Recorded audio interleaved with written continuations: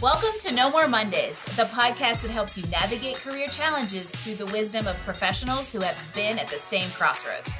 I'm your host, Angie Callan, and I welcome you to join me each week as I chat with leaders, entrepreneurs, and employees who are here to share practical, tactical advice and some inspiration on how they arrived at career satisfaction. From job searching and career changes to going out on your own, we're breaking down barriers and providing actionable takeaways to help you take charge of your Mondays and ditch the Sunday blues. Welcome to the No More Mondays movement. Hello, everybody, and welcome to another edition of No More Mondays. I'm your host, Angie Callan. Have you ever met somebody who just makes an impression right off the bat? They clearly love life, and it bleeds into everything they do and say. And if you haven't, you will get to today as Joyel Crawford joins us on No More Mondays. One of my very favorite things about Joyel is her ability to use language and plays on words to make a point. Her podcast, Career View Mirror, and her book titled Show Your Ask, Using Your Voice to Advocate for Yourself and Your Career are evidence to that fact. And as somebody who loves ridiculous dad jokes and puns, she puts me to the test. So somebody out there better keep tally of how many new ones we come up to today as she and I chat about our mutual love of career coaching, leadership, and business. Joyel, welcome to No More Mondays. Thank you for having me, Angie. I'm happy to be here. You are welcome. So Joyel is another one of my PARC family. So PARWCC is the Professional Association of Resume Writers and Career Coaches. It's where people like me get our resume writing and career coaching certifications from. And it's a really amazing organization. And you guys have heard me talk about this before. I went to a conference this past spring and just met an amazing community of people. And Joyel is one of them. And she closed us out with a really awesome presentation about kind of using your voice and branding and just being authentic as we go forward in our career. And I have a feeling that might be one thing we get into today. But before we really dig into career coaching and be our two coaches chatting it up, give everybody a little bit more info about you. So kind of give us your elevator pitch, tell us your story, and kind of how you got to where you're at today, Joyel. Well, thanks, Angie. I like to tell people I grow leaders for a living. That's my hook. And I'm the CEO and founder of Crawford Leadership Strategies, and we offer leadership consulting, keynotes, and hybrid solutions to provide organizations with the tools, the knowledge, and the skills to rise and thrive in the global workplace. I'm an author, best-selling author, and podcast host, like you mentioned. And I've been married to a wonderful guy named Jake, and he is fabulous. And we've been married for 5 years. We just celebrated our 5th anniversary. Happy anniversary. My 10 is coming up here in a few weeks. Ooh, wow. Yeah, I'm telling you, I can't even fathom the fact that we've just 5 years have flown by so fast. So I'm sure, when we get to 10, it's going to be like, what? I still can't, like, people that when you look at, like, my parents are about to have, I think it's 45. Wow. And, like, I have mad respect for that after 10. Yeah. I definitely say 10 is like the marker. I'm almost 10 in my business. How I started my business. You were asking about how I started my I'm wearing my entrepreneur shirt by one of my favorite designers, Mess in a Bottle. But I became an entrepreneur. I didn't have like a desire to do it. Like, sometimes people are like, oh, I wanted to do. No, it really kind of came out of, a situation where I was working in corporate, and, I just had I got to a place where I wanted to just expand and help other people. Because I was at a place where I could not help anyone else any longer, where I was, because I burned out. I mean, it's just like it happens. And so it's just, my husband was like, hey, why don't you do consulting? You've got all this experience, help other people, run your own business. And I was just like, but what am I going to do? And at first I was like, I'm going to do HR consulting because I've got over 20 years of HR experience. And so I'll help with employee relations stuff and people with their benefit stuff and all of the staffing needs. And I was like, I didn't quite like that part of HR. I liked the coaching part. I liked the helping people out part. And I was like, why don't I focus on the leadership development pieces and speaking and doing all the fun things that come with that. So that's what my business is all about, is providing leadership development courses and workshops and doing professional speaking and helping leaders get where they need to go. One of the things I think is really interesting, as I've talked to a lot of entrepreneurs on this show, or people that have gone back and forth between employee to entrepreneurship, is there's often a common theme of, like, I'm going to say, arriving at the, I don't know if it's really a destination, but for lack of a better term, like arriving at the destination of becoming an entrepreneur, or arriving at the conclusion is probably the better word, that it's time, versus that very like, and potentially a lot of these people know that at some point in their careers, they're going to own a business. But I feel like you kind of like all of a sudden you're there versus this like in 3 months I'm going to do this, or in 2 years I'm going to do this. It's like all of a sudden the opportunity and the clarity kind of present itself, which is kind of exactly what happened with you. Mm-hmm. And it sounds like the catalyst for that was like not being able to work the way you wanted to work in a corporate employment environment. Yeah. And, no shade to my corporate, parents. They were the ones that raised me and helped develop me into the person that I am today. But sometimes you outgrow organizations, and I almost say like my path to entrepreneurship is like when you're walking down the street and you kind of trip over the sidewalk a little bit, but you don't want people to see that you're embarrassed, so you just keep on running. And that's kind of like how I feel like my Nobody journey. saw me. Nobody saw me. But I'm cool. And that's how I feel like my journey into entrepreneurship has been. It's just kind of like this trip and run jog kind of situation into business for myself.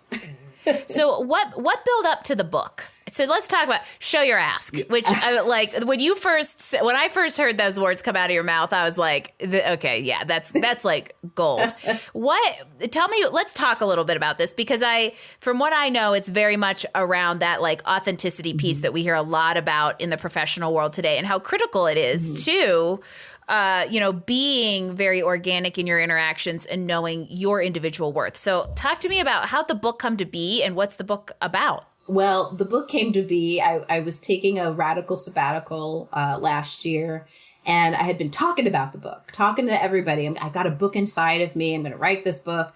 And I decided to take the summer off to relax and kind of just clear my mind. And I eventually would get to the book, in a year. That's what I was thinking. And I happened to talk to a self-publishing coach, and she said, "Oh, no, you're going to get this book done in a few months." And I was like, I'm sorry. And she's just like, "Yeah, you're going to get this book. This book is inside of you. It's going to come out, and you'll have it done in September so that we can publish it in the fall." And I was just like, okay.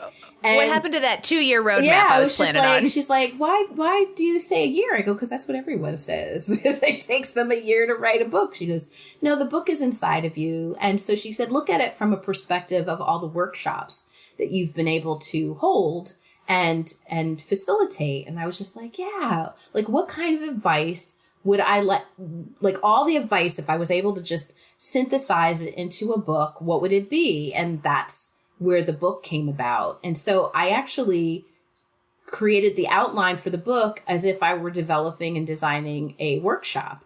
And so each of those topics is a chapter in the book. And the key piece to why I wanted to write the book is that everyone always asked me, how did you get from this place to that place? Like, you went from customer service into human resources. How did you do that? Like, how did you break into an industry that, pretty much you need to be born into? How did you do that? Which, thank you for validating that, by the way, because I have to that is one of I don't like to burst people's bubbles or say that things aren't possible, but as a fellow career coach, it's hard. That is one of the career transitions that's dang near impossible, because they want you to be born into it so that you know every crossed T and dotted I of the legal regulations having to do with HR. So you validated that. Yeah. And you know what? Like, here's the deal. I asked. I was on a special project, so I was looking for different ways to get in front of that HR department. And so I submitted a proposal to be in the this is when we had code of conduct tapes, like VHS tapes. Yes. Like way back. This is how old I am, right? Love it. So I applied to I wrote this scenario, very Oprah-esque kind of interviewing kind of scenario, and it got selected for the code of conduct tape. And I got to meet an associate director in human resources who was running the project. And I said to him after we finished wrapping, I said, please, if there's anything in HR that you have open, I could take out the trash, I can come back and work on a special project with you, whatever it is, please don't forget me. I'm trying to get into this department. Fast forward 6 months later, I had already taken a job, transferred down to South Carolina, was doing some coaching with helping ramping people up, getting prepared to take calls and customer service. And he calls me. And he's just like, hey, remember that ask that you had? And I was like, yeah. He goes, well, I need an admin. You know how to answer phones? I was like, of course I know how to answer phones. I'm in customer service. I totally know how to answer phones. And if I didn't, I'm going to tell you yes and learn before my first day. Out. Exactly. Yeah. I'll figure it out later. So yeah, I was just he's like, it's not taking out the trash, but I think this will get your foot in the door. And I said, absolutely. And literally packed up my stuff, moved back to New Jersey. And I was working in human resources. And my first job was working in employee relations. So I really cut my teeth in the grittiest part of the human resources department of learning all the ins and outs. It's not all sunshine and peppermints and new hire orientation. It's you deal with some gritty stuff when you're working in employee relations. And that's how I got in. And I just asked. I was gonna make that point with a giant exclamation point behind it. Is I think that there's two big takeaways here, and one is you asked, and well, I would say even before you asked, you set your intention and you went and made yourself known, and then you asked for what you wanted, and in a way we're unrelenting around that and willing to do whatever it takes, which. This is going to be a fun career coach rabbit hole to go down for a second.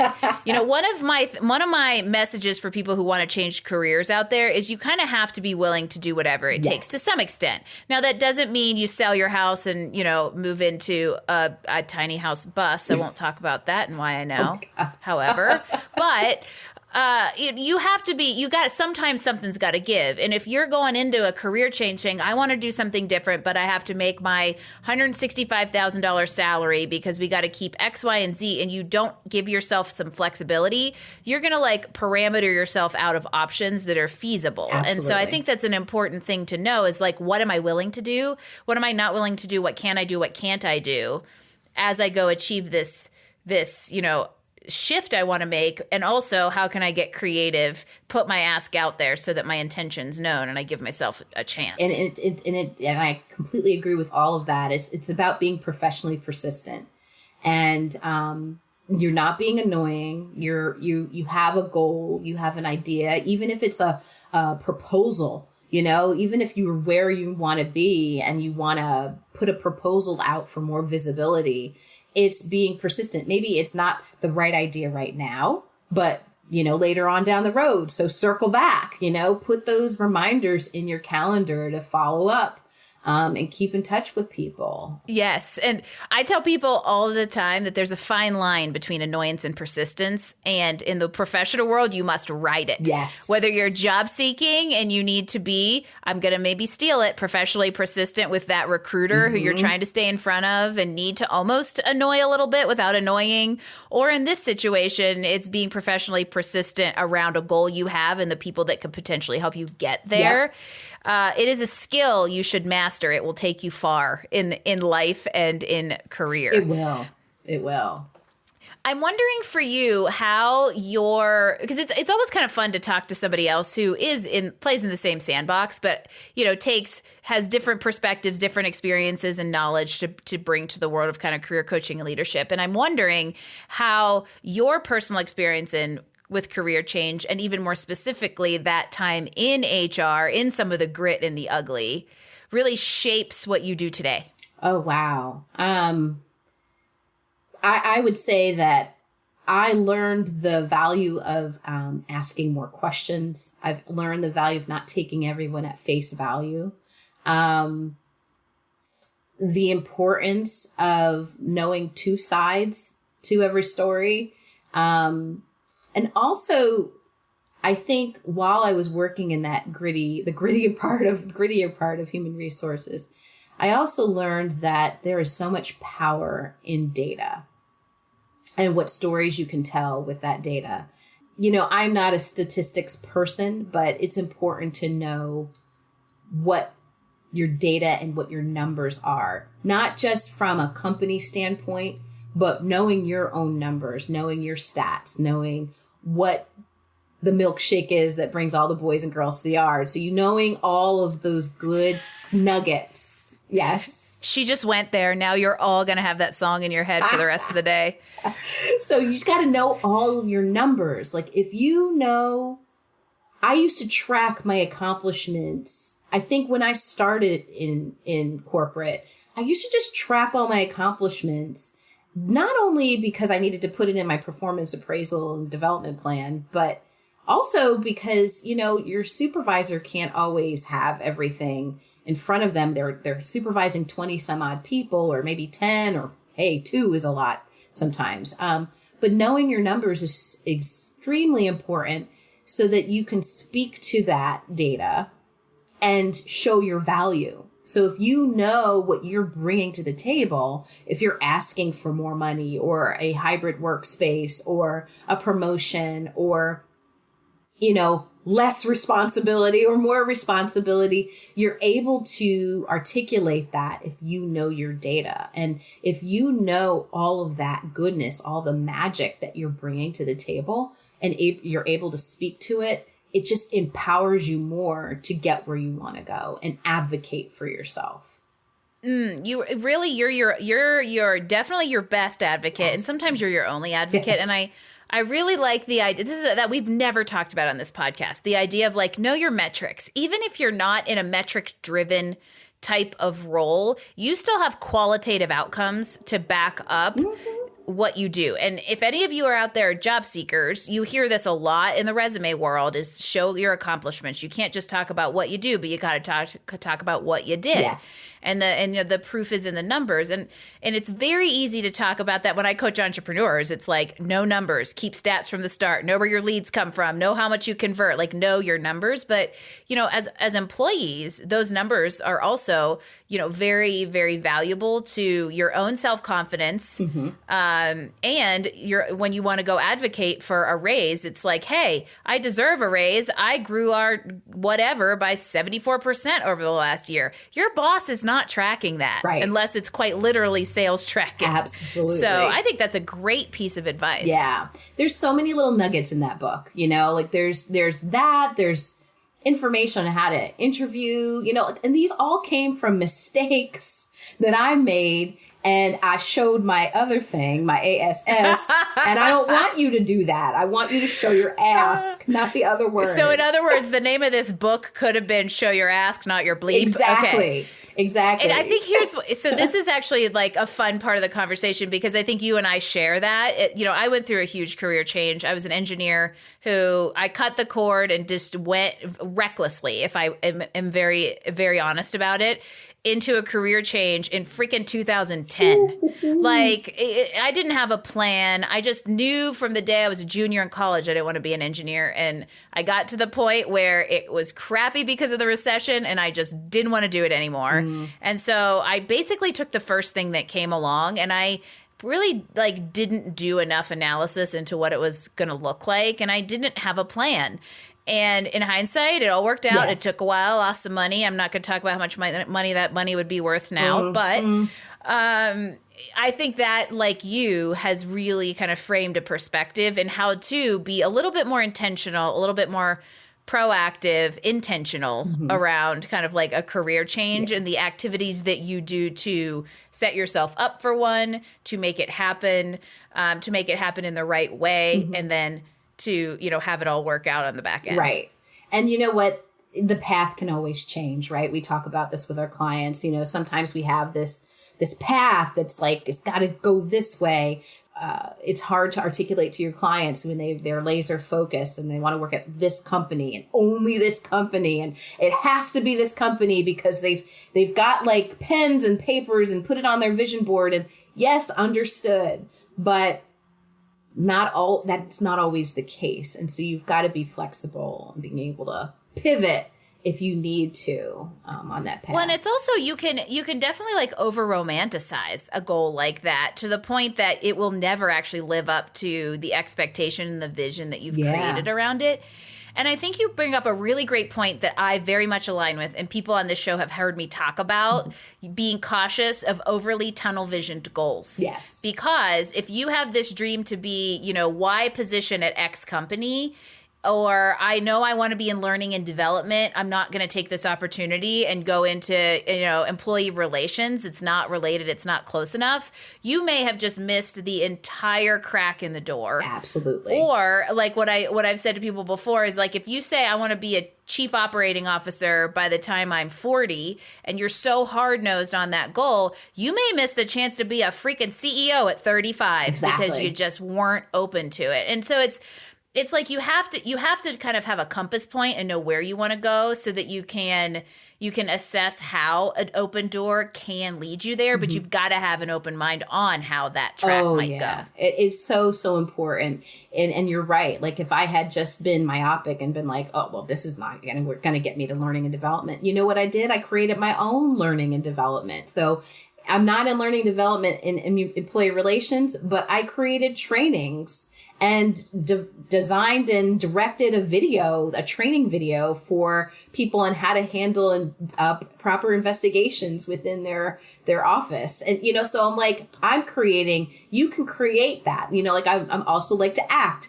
And I have a friend who also likes to act, but she wasn't getting any auditions. So she's like, screw this. I'll make my own music video and direct it and produce it and star in it, So sometimes you've got to create your own reality of where you are. And that also helps you stand out and helps you leverage yourself for those other opportunities. And they're even just very practically, that kind of stuff is resume building. Exactly. I've had many people who are like, oh, I want to do this thing, but I don't have anything to put on my resume that shows I can do this thing. And I'm like, well, then go do the thing. Yeah. Right? Yeah. And this will actually take us into an interesting segue where, like, I think we just laid a cool foundation about how you and I have kind of like some similar experiences and shared perspectives on changing careers.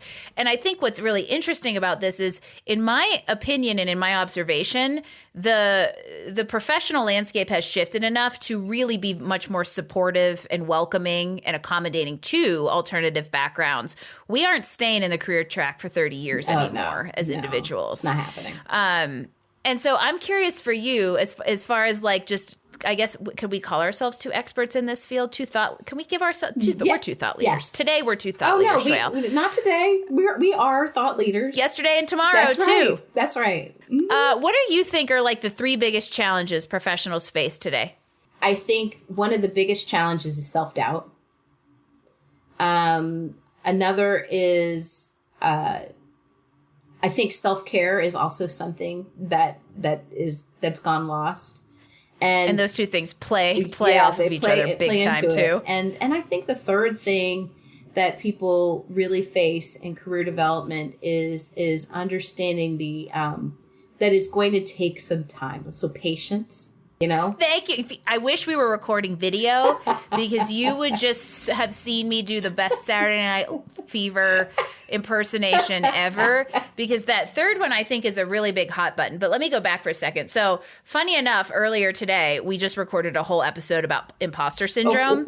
And I hope when you hear this, you will all go back and listen to it, because that is the one that is like the hot button around that self-doubt, that we are really good, especially the women out there, at downplaying our worth and judging ourselves into a lower level qualification than actually the market would perceive us at. Yeah. And because of that, and this is where I think the A and the B are linked, because of that, we go into perfectionist mode, overproduce, overachieve, kill ourselves trying to continually strive for more to overcome the self-doubt.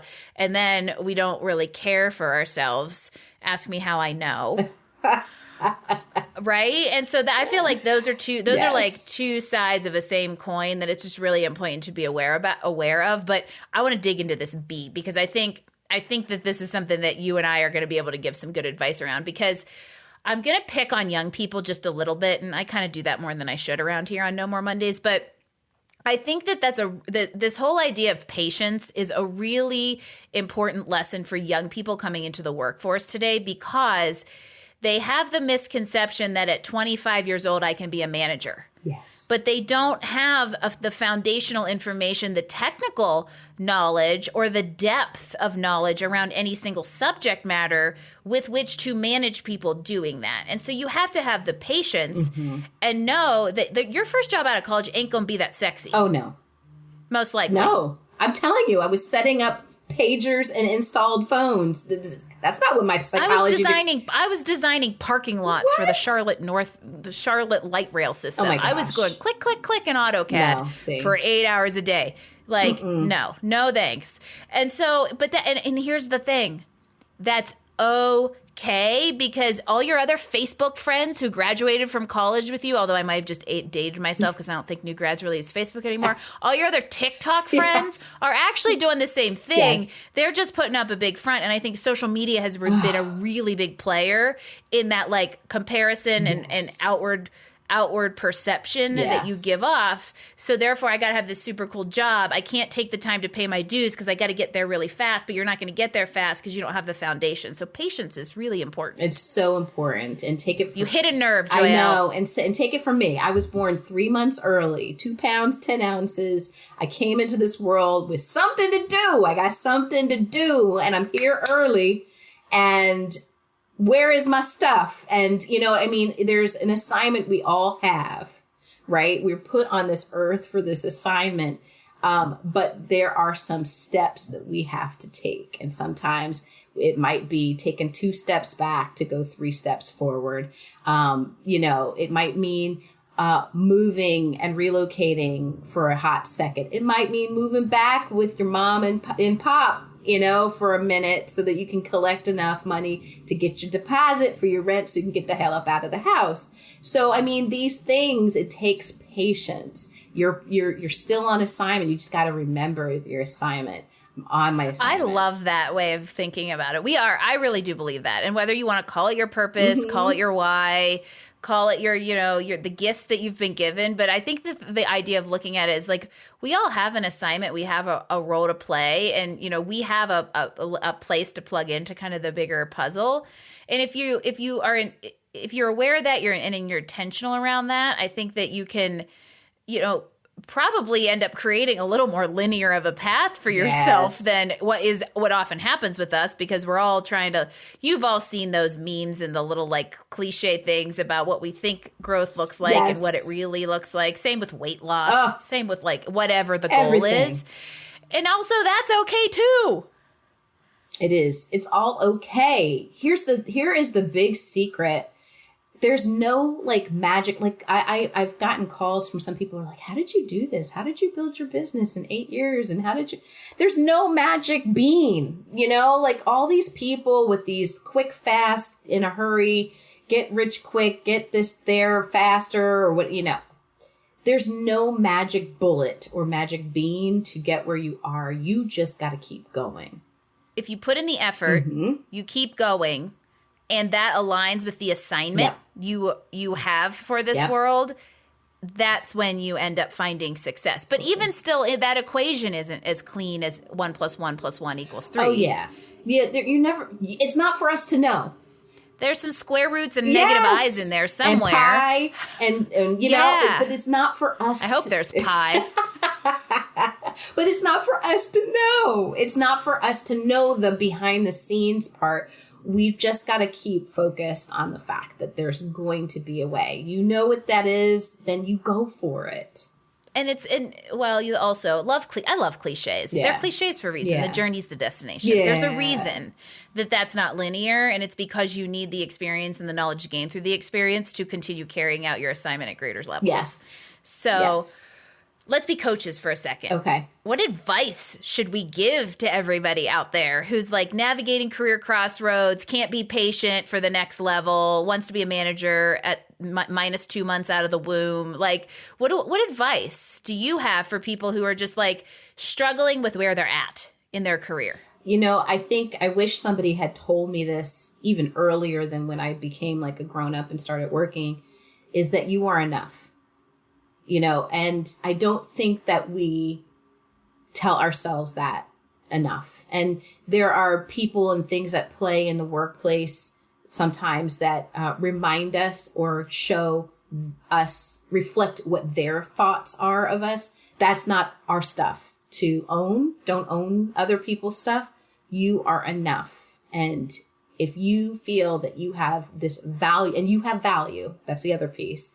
If you know that you've got something to give to something, someone, an organization, a partner, a friend, or what have you, then you need to believe in yourself that you have enough, that you are enough, that you have that value. And it might not be the right job at the right time. That right job will find you at the right time. Maybe it's not you might not feel like you're the fit. It could be the company that's not the right fit for you. Exactly. So you are enough. And I know that's hard, you know, if you've been looking for the right fit and you're not getting called back and you're getting ghosted or you haven't gotten the promotion, but you have got this talent and somebody out there needs to utilize it because that's your assignment. So you've got this value. You just have to believe that you have this value. You have to believe it yourself, and you really have to and really truly believe it yourself versus seeking 50 likes on your next post, my gosh. or Yes. seeking a raise just because it'll make you think you're happy. But really knowing and believing you're enough, and you have an assignment, and that assignment will play out in the timeline it's supposed to, where it's supposed to, and you're in the place you're in kind of like for a reason right now, even if you're not comfortable. However, I think an action that you can take to get out of that is to look at what's my worth, what's my value, and why do I want to move forward from here, and how should I go about it so that I can use this as kind of a stepping stone versus just being stuck where you're at and accepting that you're stuck where you're at. Absolutely. My aunt used to tell me all the time, I used to have a really challenging employee and on my team, and she said, this is your ticket. This is a lesson learned. You know, what is the learning that you can gain from this? And working with that person helped me become a better leader because I learned how to communicate better with her. I learned how to develop and get the best out of her to be the best performing person, which was my goal as her manager. And so that was my ticket. So what is your ticket? Like, what is the ticket? What is the lesson learned that you're going to get out of this situation? You may not know at this time, but maybe just remind yourself, this is my lesson. I'm learning something right now. Yep. I was actually thinking the same thing. You might not be able to identify the lesson in the current moment, which is probably more frustrating than the issue at hand. However, you can rest assured that it will come to light at some day, and then you'll be like, oh, that's why that happened. That's why this happened. Exactly. Exactly. So let's have a little fun and give everybody out there a few little suggestions for some tools and resources they can grab. So we're gonna play a very short and not very intimidating game called Rapid Fire Recommendations. It's also not usually very rapid. Okay. I think I need to call it Linger Here a Minute Fire Recommendations. I don't know. And the first one is, what's your most memorable travel destination? Ooh, that's a tough one. I'm gonna say, I know it's not going to be super exciting, but studying abroad in London. Why? I got to go to a place where I got to study all the things I love, like architecture and art and theater and history. So like my top 3 things, and to just kind of, I remember touching everything. Like, it's Italy and Greece, and I touched the Parthenon and the Acropolis, even though they were like, don't touch that. I was just going to say, you're touching all the things you're not supposed to touch, but we won't tell anyone that. I touched the, what is it called? The Colosseum. Yeah, I touched everything. I touched history. And I was like, this thing is like way older than our country, like it was just cool to just touch everything. You know what I love about this question, and I think I say this every single episode, which is what is so cool about it, is rarely is the travel destination Fiji. Right? Because it's Fiji. It's usually something that has more of like an emotional or psychological attachment to it than just it being like the bucket list place that's really pretty on your, computer wallpaper. Right. It's an experience that does bleed into kind of like everything. Yeah. So the next one is a fun one, I think, for you, because so it's a great book recommendation. And we know show your ask, but don't show your bleep is one of them. But when edition 2 comes out, it better be titled that, by the way. And I don't know. I can't decide if that should be the title of this episode or if my milkshake brings all the jobs to the yard should be the title of this episode. But give us a great book recommendation. Oh my goodness. I'm reading a murder mystery right now, so I don't know if that's going to be. We take fiction recommendations because we don't get them a ton. Oh, okay. All right. So, it's called Blanche on the Lamb. Ooh. If you like murder mysteries, all right, I'll chime in with a book recommendation. If you like murder mysteries, have you read the Cormoran Strike series by Robert Galbraith, i.e., pen name for J.K. Rowling? No. Okay, you got to check it out, but I'm going to make a huge recommendation out there for anybody that wants to tune into it. It's not kids. It's not for kids. It's an adult murder, adult mystery series. Ooh, I like that.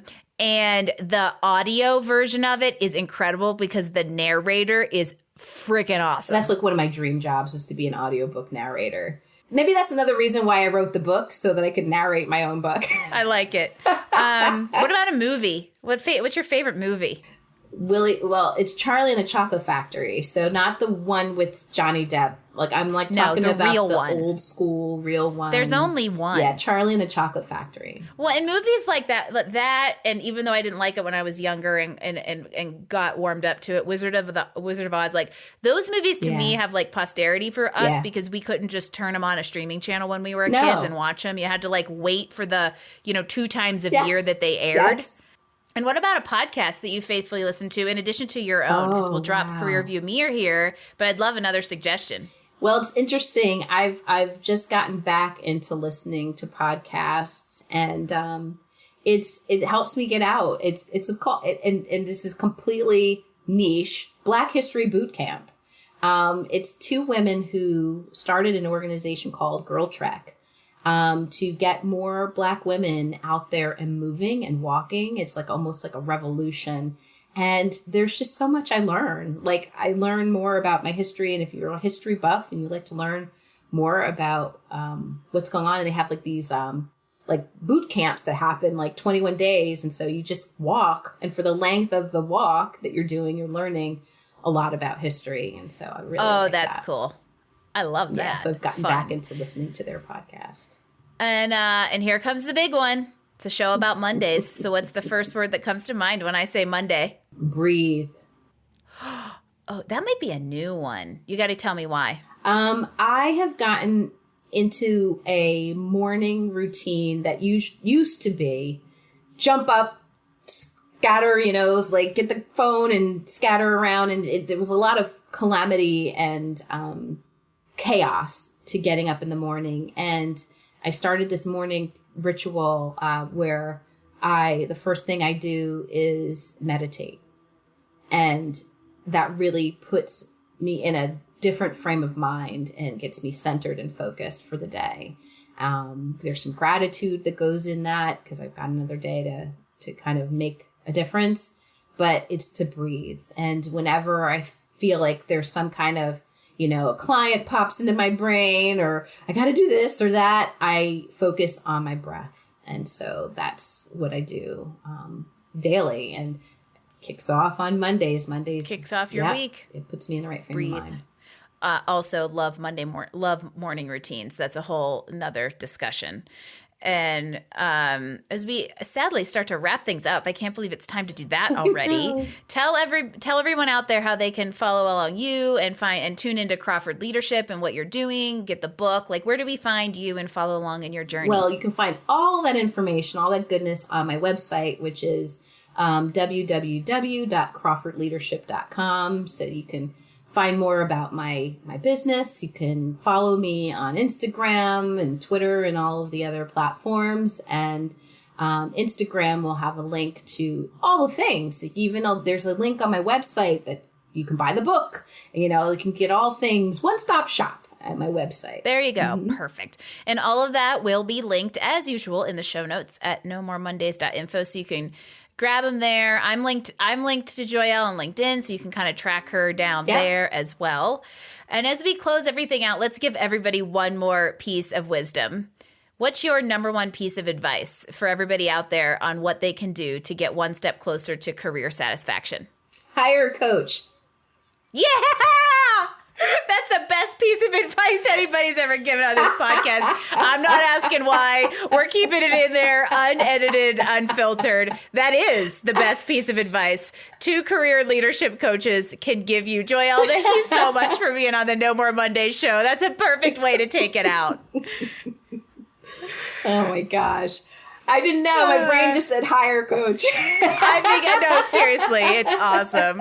So, Joyel, that's amazing. A great way to take it out. Thank you so much for just being an awesome peer, an awesome mentor, and an awesome coach for people out there who are really trying to move along and create a career of satisfaction.